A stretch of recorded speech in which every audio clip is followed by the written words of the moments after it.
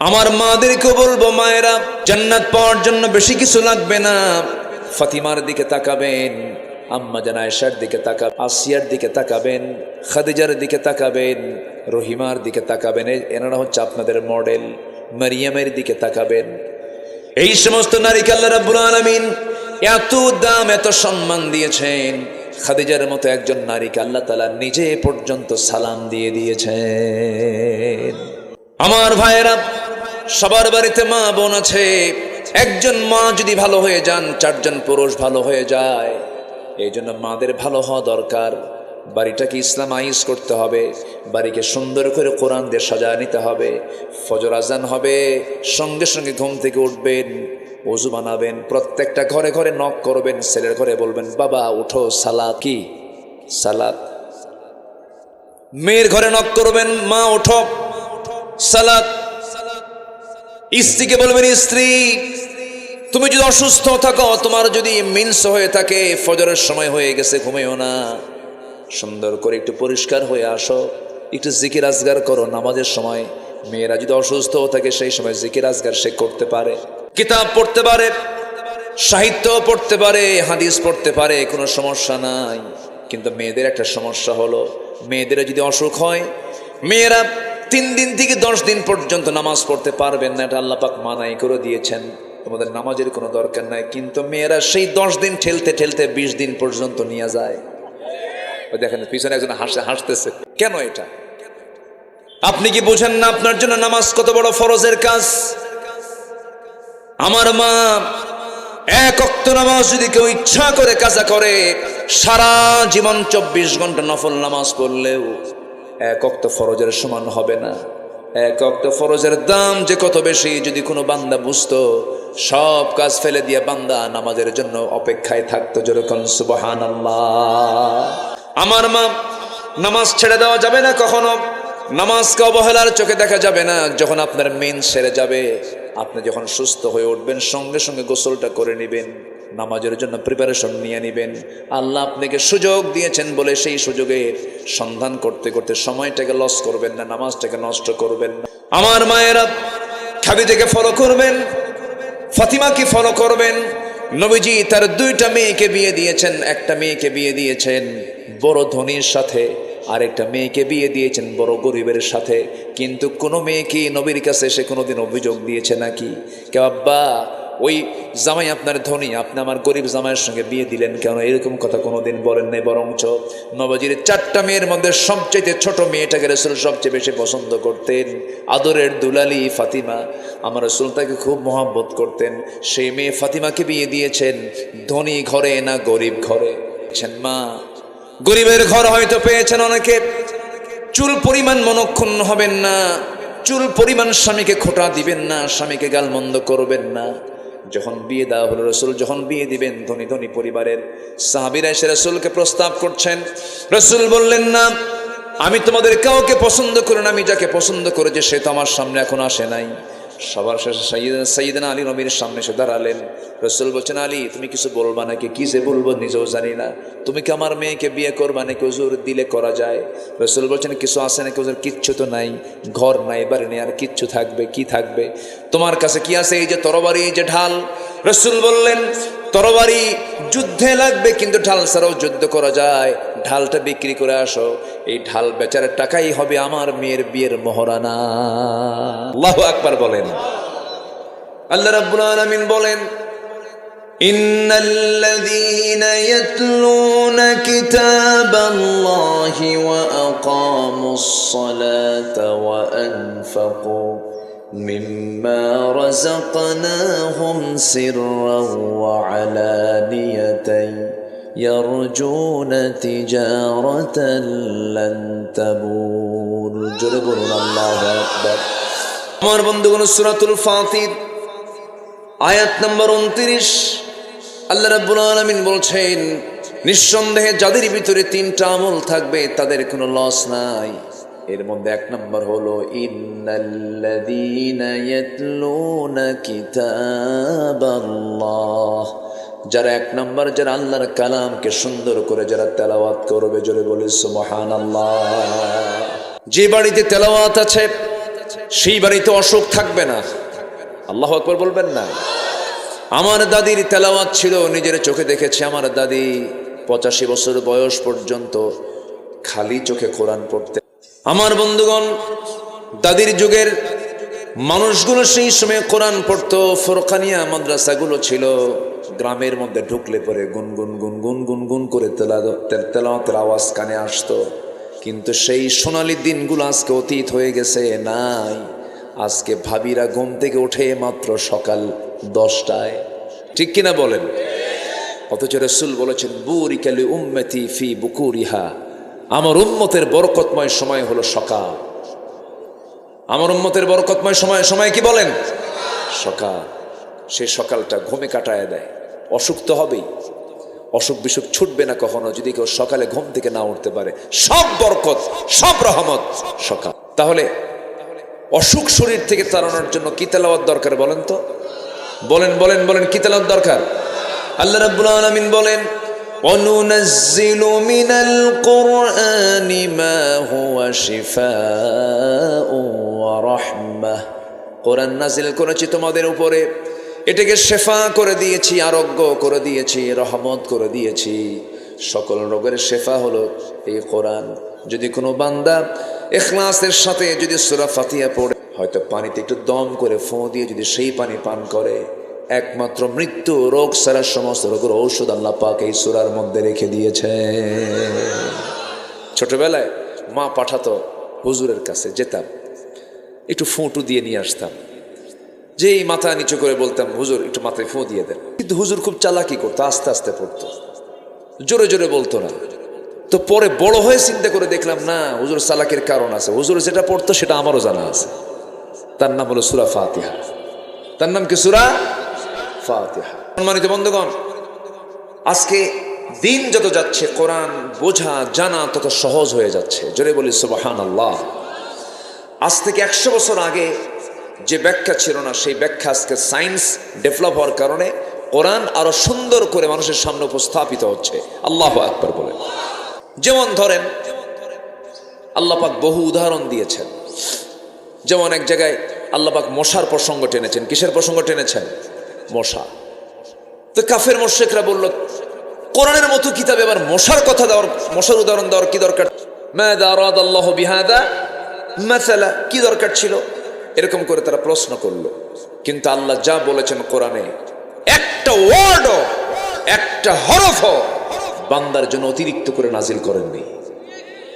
সব এসেনশিয়াল, সব জরুরি, ঠিক কিনা বলেন? সব জরুরি। আল্লাহ রাব্বুল আলামিন বলেন, ইন্নাল্লাহা লা ইস্তাহি আন ইয়াদরিবা মাসালাম মা বাউদাতান فما فوقها فأما الذين آمنوا فيعلمون أنه الحق من ربهم وأما الذين كفروا فيقولون ماذا أراد الله بهذا مثلا يضل به كثيرا ويهدي به كثيرا ويهدي به كثيرا وما يضل به إلا الفاسقين. জোরে বলুন আল্লাহু আকবার। সূরাতুল বাকারা আয়াত নম্বর 26। আল্লাহ রাব্বুল আলামিন এখানে মশার দৃষ্টান্ত দিয়েছেন। যারা ঈমানদার তারা এর মধ্যে সত্যতা খুঁজে পেয়েছে। আর কাফেররা প্রশ্ন করেছে, কি দরকার ছিল এই সমস্ত মিসালগুলো দেওয়ার? মশা, এই মশাটাকে আমরা যদিও ছোট চোখে দেখছি, এখন আমি প্রশ্ন করব আমার ভাইয়েরা, মশারি যে টাঙ্গা, এটা মশা টাঙ্গায় না, মানুষ টাঙ্গায়। মানুষ, মশা মানুষকে ভয় পায় না, মানুষ মশাকে ভয় পায়। বলে, মানুষ মশাকে ভয় পায়। চিন্তা করে দেখেন, মানুষ, অথচ মশার ভয়ে রাতের বেলা জেলখানায় ঢোকে, চতুর্দিকে মশারি টাঙায়, আবার ব্যাট একখানা হাতে নেয়। ওই যেটাতে মারে ওটাকে কি বলে? ইলেকট্রিক ব্যাট যেটা, ওটা আবার হাতে নিয়ে দেখে যে কোন দিক দিয়ে ঢুকলো, মারে। কি টেনশন, মশার কামড় খাওয়া যাবে না, ডেঙ্গু, পঙ্গু, চিকুনগুনিয়া, কত কি, ম্যালেরিয়া, অনেক কিছু। এই মশাকে আল্লাহ পাক কেন উদাহরণ দিলেন? সম্মানিত বন্ধুগণ, মশা যদি কারো চামড়ার উপরে বসে, এই স্কিনে যদি বসে, যখন সে বসে তখন সে কিন্তু এমনি এমনি বসে না, ওকে যেন না ধরতে পারে এই জন্য সে আগে অবশ করে। অবশ করাকে মেডিকেল ভাষায় কি বলে? অ্যানেস্থেসিয়া। আচ্ছা, কি যেন বললে কথাটা? আপনি বললেন? জি, আলহামদুলিল্লাহ। অ্যানেস্থেসিয়া বলে এটা মেডিকেলের ভাষায়। অ্যানেস্থেসিয়া জাস্ট এই জায়গায় এ বসবে, এর আগে আগে বসবে, বসে আগে চতুর্দিকে আগে অবশ করবে। সলিমদ্দি তোর 14 গোষ্ঠী টের পাবে না, সুবহানাল্লাহ বলবেন না? আচ্ছা, অ্যানেস্থেসিয়া করে এরপরে হুল ফুটাবে। হুল ফুটায় ওর পরিমাণ মতো খাবে, পরিমাণ মতো খেলে হায়াত মোটামুটি থাকে। আর যেগুলো বেহুশ হয়ে খায়, আছে না কিছু মশা এমন খাওয়া খাইছে আর পর আর উঠতেই পারে না, এরকম আছে না? নাই, আছে। তো যত বেশি খাবে কি মরণ তত কাছে আসবে, হায়াত তত কমে যাবে। এই বিগত 16 বছর যারা আমার দেশের ক্ষমতার মসনদে ছিল তারা কি কম খাইছে না বেশি খাইছে? কম খাইছে না বেশি খাইছে? এই জন্য মরছে না আছে? মরছে। তাহলে উদাহরণ ঠিক না বেঠিক? উদাহরণ ঠিক আছে। এত খাওয়া খাইছে, আই রে আল্লাহ। সে খাওয়া খাইলো, লাভ হলো কি? সম্পদ দিয়ে তো বাঁচতে পারলো না, নৌকায় চললো, আবার উল্টা মানে ভুল করে আবার নৌকায় চড়ছে। ওই যে দরবেশ নাকি নাম, হ্যাঁ, দাড়ি যে কাটছে, যে দাড়িটা কাইটা মাথার চুলটা কালো বানাইছে, আবার নৌকায় চড়ছে। লুঙ্গি খুইলা কি পাজামা খুইলা লুঙ্গি পড়ছে, পাঞ্জাবি খুইলা গেঞ্জি পড়ছে, ঢুকলো ভিতরে, ঢুকলো, ওকে উঠলো নৌকায়, নৌকা আর ভিড়লো না। পুলিশ এসে, কোস্টগার্ড এসে বলতেছে আইনমন্ত্রীকে, স্যার আপনাকে চিনি, আপনি চলেন থানায় চলেন। আইনমন্ত্রী কয়, আমারে তুমি একা নিয়ে যাও। আমি কি একা আসছি নাকি? আমি তো জামাতের সাথে আসছি। কই জামাতের সাথে? কে? কই যে বসে আছে, কে মাথায় দেখি কালো চুল, মুখে দাড়ি নাই, লোকটা কে? এটা লুঙ্গি পড়া লোকটা আবার কে? ভালো করে দেখো, ওটাই দরবেশ। কথা বোঝেন নাই? হ্যাঁ, সম্পত্তি দিয়ে লাভ হলো কি? ওরা চেয়েছিল আলেমদেরকে উলঙ্গ করতে, ওরা চেয়েছিল আলেমদেরকে বেইজ্জত করতে, আল্লাহ ওদেরকে ন্যাংটা করে ছেড়ে দিয়েছেন। এই ক্ষমতা কার? কোন বাতিল গোষ্ঠীর সাথে আমাদের কোনোদিন আপোষ হবে না। ওই বাতিলদের মোকাবেলা করার জন্য রাজি আছেন কারা কারা? হাত উঁচু করে দেখান মুসলমান।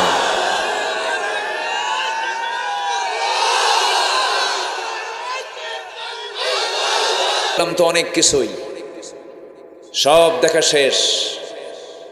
আমরা আগামী দেখতে চাই হলো কোরআনের বাংলাদেশ।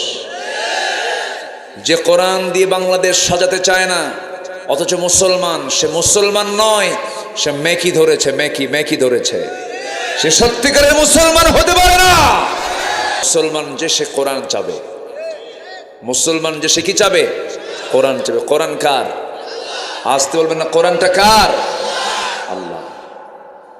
কষ্ট দিচ্ছি নাকি আপনাদের? কোনো অসুবিধা নাই তো? জোরে বলি ইনশা আল্লাহ। আগে কমিটির যাওয়া লাগতো থানায় পারমিশন নেওয়ার জন্য, আর এখন থানা থেকেই ফোন দিয়ে বলে কিছু লাগবে কি ভাই? এই পরিবর্তন কে দিয়েছেন? এই পরিবর্তনকে কাজে লাগাতে হবে। যুবকরা, তোমরা অনেক রক্ত ঝরেছ, তোমাদের রক্তের এই প্রতিদান অবশ্যই জাতির দেওয়া উচিত। তোমাদের সামনে কাজ করতে হবে, অন্যের প্রতিবাদ করতে হবে। কোন জালিম তাগুতি শক্তির কোনোদিন উত্থান ঘটতে দেওয়া যাবে না, মাথায় রাখতে হবে এগুলো। আমি তো ভাবছিলাম যুব সমাজ মনে নষ্ট হয়ে গেছে, ইয়াবা খায়, নেশা টেশা, ডিভাইস টেভাইস আসক্ত হয়ে গেছে, কিন্তু না, জাতে মাতাল তালে ঠিক। একদম গণভবনকে বলে দিয়েছে 45 মিনিটস গো আউট, ঠিক কিনা? না খায় আছে লাঞ্চ করবো গণভবনে গিয়া। একদম সত্যি ওরা লাঞ্চ করছে, লাঞ্চ করছে, লাঞ্চ করেছে। সম্মানিত ভাইয়েরা, কষ্ট পাচ্ছেন নাকি আপনারা? যদি যদি ওই যুবকরা যদি সাহস হারিয়ে ফেলতো, যুবকদের হৃদয়ে যদি আল্লাহ ভয় ঢুকায় দিতেন, আজকে কি সিচুয়েশন তৈরি হতো বলেন? আল্লাহ তাআলা সরাসরি মদদ দিয়েছেন, আল্লাহ তাদের দিল থেকে ভয়টা তুলে দিয়েছিলেন। আল্লাহু আকবার বলেন। সাহায্যকার, সাহায্যকার এটা বলা যাবে না। আমরা আল্লাহর শুকরিয়া আদায় করব, আল্লাহর কৃতজ্ঞতা আমরা আদায় করব। জোরে বলি আলহামদুলিল্লাহ, জোরে বলি আলহামদুলিল্লাহ। সকল ফয়সালা কার? আল্লাহ। তাহলে আমরা আল্লাহর কালামকে তেলাওয়াত করবো না ইনশাআল্লাহ? আল্লাহর কালাম তেলাওয়াত করব কি কম কম না বেশি বেশি? কোরআন শুনবো বেশি, গান শুনবো, গানের কাছে আমরা যাব না। জোরে বলি ইনশাআল্লাহ। তাহলে মশা খায় বেশি, মরেও তাড়াতাড়ি, নাম্বার 1। নাম্বার 2 হলো, আপনি রাতের বেলা ঘুমিয়ে পড়েছেন, দেখলেন ঘরের ভিতরে কোথাও মশা নাই, চিহ্নই নাই, শীতের রাত তো, মশারি ছাড়া শোয়া মাত্রই কিছুক্ষণ পর আপনার কানের কাছে এসে কি সুন্দর গান গাচ্ছে, সারেগামা পাদানিসা শুরু হয়ে গেছে।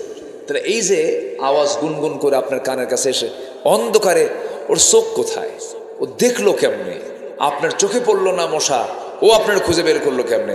সায়েন্স বলছে 75 ফিট দূর থেকে মশা টের পায় এখানে কোন সলির মধ্যে শুয়ে আছে।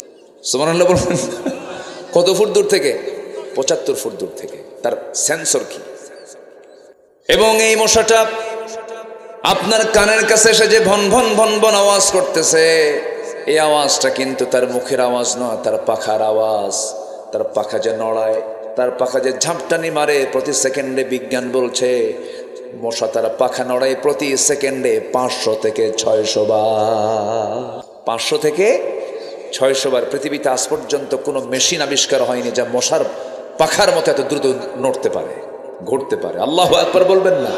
তাহলে এখন কম তো মশার উদাহরণকে আল্লাহ দিতে ভুল করেছেন? আমার বন্ধুগণ, নাম্বার 4 হলো, এই মশার কামড় খেয়ে একজন কাফের, তার ব্রেন পর্যন্ত ন্যাংরা মশা পৌঁছে গিয়ে তাকে কামড়ায় কামড়ায় শেষ করে দিয়েছে। সেই কাফেরটার নাম কি বলুন? আসতে বলবেন না। সেই কাফেরটার নাম কি? নমরুদ। এরকম করে আল্লাহ রাব্বুল আলামিন বহু মিসাল দিয়েছেন। আল্লাহ তাআলা মাকরসা নামে একটা সূরা নাজিল করেছেন, সূরাতুল আনকাবুত। সূরাতুল আনকাবুত। যারা আল্লাহকে বন্ধু না বানায়া অন্য কাউকে বন্ধু বানাবে, তাদের দৃষ্টান্ত হলো মাকড়সার মতো। আল্লাহ রাব্বুল আলামিন সুন্দর করে বলছেন, মাসালুল লাযীনা ইত্তাখাযু মিন দুনিল্লাহি আউলিয়া কামাসালিল আনকাবুত ইত্তাখাযাত বাইতান ওয়া ইন্না আওহানাল বুয়ুতি লাবাইতুল আনকাবুত লাউ কানু ইয়ালামুন। জোরে বলুন আল্লাহু আকবার। আল্লাহ রাব্বুল আলামিন বলেন, যারা আমি আল্লাহ আমাকে গার্ডিয়ান না মনে করে, অভিভাবক না মনে করে অন্য কাউকে গার্ডিয়ান মনে করবে, ওলি মনে করবে, অভিভাবক মনে করবে, তাদের দৃষ্টান্ত হলো মাকড়সার মতো। কার মতো বলেন? মাকড়সা। মাকড়সার ঘর বাড়ি কার? ঘরের বাড়ির ভিতরে। বলেন বলেন বলেন। আমাদের ঘর বাড়ির ভিতরেই তার ঘর বাড়ি, কিন্তু এত দুর্বল ঘর বাড়ি, শুধু একটা ঠোকা মারলেই পড়ে যায়, ভেঙে যায়, চুরমার হয়ে যায় তার দুর্বল ঘর। এখানে একটা ব্যাখ্যা আছে, সায়েন্টিফিক ব্যাখ্যা আছে। আমার বন্ধুগণ, এই যে মাকড়সা, পুরুষ এবং স্ত্রী মাকড়সা রয়েছে, আমার বন্ধুগণ, এর মধ্যে বহু প্রজাতি রয়েছে। এর মধ্যে একটা প্রজাতি হলো ওই মাকড়সাগুলো স্বামী এবং স্ত্রী যখন যৌন মিলনে মিলিত হয়, ইন্টারকোর্স যখন কমপ্লিট হয়ে যায়, স্ত্রী মাকড়সা প্রচণ্ড ক্ষুধার্ত হয়ে যায়, প্রচণ্ড সে ক্রেজি হয়ে যায়, রাগান্বিত হয়ে যায়, ক্ষুধার যন্ত্রণায় ছটফট করতে করতে সহ্য করতে না পেরে ক্ষুধা, সে তার স্বামীকে কামড় মেরে মেরে ফেলে তার স্বামীকে খেয়ে। চিন্তা করছেন আপনি? তাহলে আল্লাহ যে বলছেন, যারা আল্লাহকে বাদ দিয়ে অন্য কাউকে অভিভাবক মনে করবে, তাদের দৃষ্টান্ত হলো মাকড়সার মতো। অর্থাৎ মাকড়সার সংসারটা এমন সংসার, বউ স্বামীকে খাইয়া ফেলে, বউ স্বামীকে খাইয়া ফেলে। তাহলে আল্লাহ পাক কত আগে এই দৃষ্টান্ত দিলেন। আজকে সায়েন্স ব্যাখ্যা বের করে, কি সুন্দর ব্যাখ্যা করে কোরআনের অর্থকে আরো উজ্জ্বল করে দিয়েছে। আল্লাহু আকবার বলেন। সম্মানিত ভাইয়েরা, সম্মানিত বন্ধুগণ, আমরা কোরআনের সাথে সময় দেব বেশি। জোরে বলি ইনশাআল্লাহ, জোরে বলি ইনশাআল্লাহ। সাইয়েদনা ওমর ফারুকের নাম শুনছেন না সবাই? কয় নাম্বার খলিফা? বলেন, কয় নাম্বার খলিফা? উনি কি আগে মুসলমান ছিলেন? রসুলকে কি মহব্বত করতে গেছেন না মারতে গেছেন? চিন্তা করুন কি আইডিয়া তার ছিল। রসুলকে মারার সিদ্ধান্ত যে লোকটা নেয়, কি হতে পারে? তিনি হয়ে গেলেন ইসলামের দ্বিতীয় খলিফা। বহুদিন আগে এক মাহফিলে বললাম, ওমরে ফারুককে চিনেন কে? সামনে থেকে ছোট্ট একটা বাচ্চা দাঁড়ায় বলে, হুজুর আমি চিনি। কে? আমাদের বাড়ির দোতলায় ভাড়া থাকে, বুঝলেন? তো বললাম, আব্বু তুমি 100-তে 100 পাইছো, কারণ তোমার বুদ্ধি যদ্দুর উত্তরও তদ্দুর।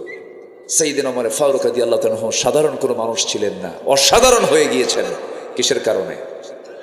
কোরআন তেলাওয়াতের কারণে। কোরআন তেলাওয়াত করেছেন, কোরআন তেলাওয়াত শুনেছেন তিনি। আমার বন্ধুগণ, আমর ইবনে হিশাম ঘোষণা করে দিল ওরফে আবু জেহেল। আমর ইবনে হিশাম ওরফে আবু জেহেল ঘোষণা করলো, কে আছো মুহাম্মদ বিন আব্দুল্লাহকে দুনিয়া থেকে বিদায় করে দেবে? কেউ সাহস পায় না। খাত্তাবের ছেলে অমর, 2 অমর, আবু জেহেলের নামও আমর, এনার নামও অমর। সঙ্গে সঙ্গে আমর ইবনে খাত্তাব বললেন, আবু জেহেল চিন্তা করো না, এই সিদ্ধান্ত আমি নিলাম, আমি তাকে মেরে ফেলবো। নাঙ্গা তরবারি নিয়ে বের হয়ে গেছেন ওমর ফারুক রাদিয়াল্লাহু তাআলা রাসূলকে মারার জন্য। কিন্তু তিনি যখন নবীর দরবারের দিকে রওনা করলেন, একজন সাহাবী বলে ফেলেন, ওমর তুমি কোথায় যাও? তোমাদের নবীকে দুনিয়া থেকে বিদায় করার জন্য যাচ্ছে। তুমি কি জানো তোমার বোন ভগ্নিপতি সহ কালিমা পড়ে মুসলমান হয়ে গেছে? এই একটা কৌশল করলেন, লাইনটা চেঞ্জ করে দিলেন। ওমর ফারুক আগে বোনের বাড়ির দিকে রওনা করলেন, এদিকে দৌড় মেরে গিয়ে রাসূলকে বলছেন, হুজুর ওমর আসতেছে নাঙ্গা তরবারি নিয়ে আপনাকে মেরে ফেলার জন্য। রাসূল বলছেন, সাহাবীরা টেনশন করো না, ওমরের দিলটা আল্লাহ রাব্বুল আলামিন কোরআনের জন্য কবুল করে নিয়েছে। জোরে বলে সুবহানাল্লাহ। কোরআন এটা যে কত বড় মহা উপহার আল্লাহর পক্ষ থেকে, কোরআনটার সঙ্গে আমরা সম্পর্ক রাখবো। জোরে বলি ইনশাআল্লাহ। তাতে কোনো লস মনে আছে কিনা আপনাদের? সূরা ফাতির 29 নম্বর আয়াত, 3 কাজে লস নাই, এর মধ্যে 1 নম্বর আলোচনা শুরু হয়ে গেছে। কিন্তু একটু কান লাগাবেন সবাই, একটু মনোযোগ দিয়ে শুনবেন। আমার বন্ধুগণ, সাইয়েদনা ওমর ফারুক রাদিয়াল্লাহু তাআলা আনহু দরজার কাছে গিয়ে নক করলেন। নক করার আগেই তিনি ভিতর থেকে কিছু আশ্চর্যজনক কিছু আয়াত তার কানে চলে আসলো। আয়াতগুলো শুনলেন, দিলটা নরম হলো, কিন্তু রাগ তো কমে নাই। দরজা খোলার সঙ্গে সঙ্গে বোনকে চপেটাঘাত করে জমিনে ফেলে দিলেন। বোন মার খেয়ে রক্তাক্ত হয়ে বলছে, ভাই রে, তোমার দেহে যার রক্ত, আমার দেহ সেই পিতার রক্ত, তুমি সেই পিতার সন্তান, আমি যে পিতার সন্তান। আজকে তুমি যদি আমাকে মারতে মারতে দুনিয়া থেকে বিদায় করে দাও, আমি যে আল্লাহর কালামের মজা পেয়েছি, দিনের যে মজা পেয়েছি, আল্লাহর দিন থেকে 1 চুল পরিমাণ আমি তোমার বোন কখনো নড়বো না। জোরে কোন সুবহানাল্লাহ। ওমর ফারুক মনে মনে চিন্তা করে, হারে কি চেতনা লালন করেছে, ভাইয়ের সম্পর্ক ছিন্ন করতে চায়। কি যেন শুনলাম, চট করে বলা হলো, হে আমার বোন শোনো, কি তেলাওয়াত করতেছিল তোমরা, আমারে দাও তো। লুকিয়ে থাকা তার ভগ্নিপতি চট করে আড়াল থেকে বের হয়ে এসে বলতেছে, ও ওমর, তোমার জন্য রাসূল গতকালকে দোয়া করেছেন, মনে হয় তোমার জন্য আল্লাহ পাক দিলটা নরম করে দিয়েছেন, আল্লাহ পাক তোমার জন্য কবুল করে নিয়েছেন। যখন তার সামনে সূরা তাহা দেওয়া হলো, সূরা তাহা পড়ছেন, একটা করে আয়াত পড়ছেন, ওমর ফারুক কাঁদতেছে। তাহা মা আনজালনা আলাইকাল কুরআনা লিতাশকা। এই আয়াত যখন পড়তেছিলেন, চোখের পানিতে তার গাল ভিজে যাচ্ছিল। ওমর ফারুকের তরবারি থরথর করে কাঁপতে কাঁপতে পড়ে যাচ্ছিল, আর বলতেছে, আমার বোন, আমি আজকে কি শুনলাম, এমন সুন্দর কথা আমার জীবনেও আমি কোনোদিন শুনি নাই। জোরে বলি সুবহানাল্লাহ। ইন্নাল্লাযীনা ইয়াতলুনা কিতাবাল্লাহ।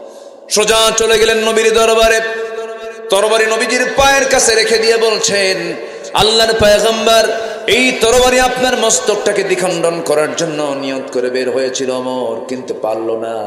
আমাকে বাধার প্রাচীর হয়ে সম্পূর্ণ রাস্তা ঘুরায় দিয়ে আপনার অভিমুখী করে দিয়েছে, কোনো কিছু নয়, একমাত্র কি কোরআন।